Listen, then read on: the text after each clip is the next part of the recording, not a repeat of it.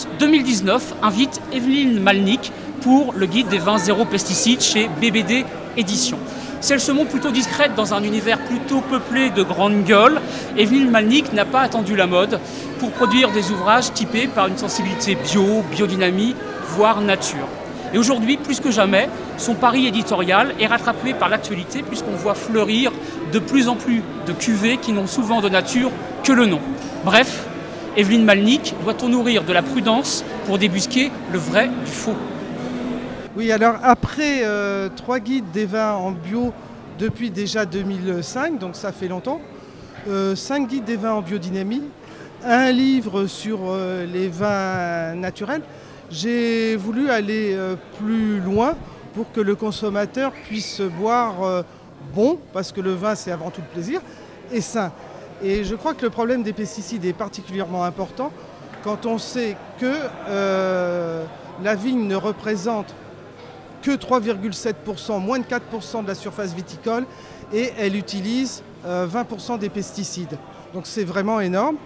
Et on a même pu parler du goût des pesticides dans le vin. Il y a un professeur, le professeur Serralini, qui donc dans un livre a évoqué le goût des pesticides.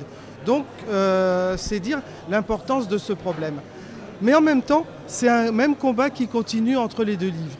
Alors est-ce que nature et pesticides, ça s'exclut ou pas? Non, c'est complémentaire. Donc en fait, on peut être sans pesticides et naturel, mais pas obligatoirement. Parce que finalement, en principe, les vins nature naturels sont bio ou biodynamie, mais ils ne le sont pas tous. Donc c'est la limite. D'un autre côté, est-ce que des vins sans pesticides sont naturels? Pas obligatoirement non plus, parce que la vinification bio permet l'utilisation de très nombreux intrants, presque autant que le vin conventionnel. Voilà.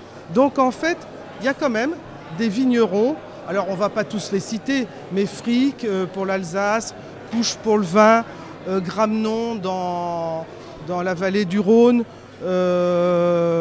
Thierry Germain pour la Loire, qui sont d'ailleurs dans les deux guides, ont prouvé qu'on pouvait être à la fois biodynamie et sans pesticides. Et donc c'est un peu le projet de ces deux livres que de baliser ces univers-là. Alors, reste une chose, du livre au litre, il y a peu. Qu'est-ce qu'on boit alors là, pour accompagner la lecture? Un vin que j'aime beaucoup, un Gewürz macération pur vin du domaine Pierre Frick. C'est un vin, alors rien qu'au nez, il exhale, il embaume les arômes naturels du Gewürz, le litchi, la rose. Et en bouche, il a une belle matière, il est riche avec un peu de gras et en même temps il est sec. Et ça, avec cette méthode de la macération, c'est tous les arômes du Gewürz qui explosent et font le plaisir. Moralité, brut. Brut.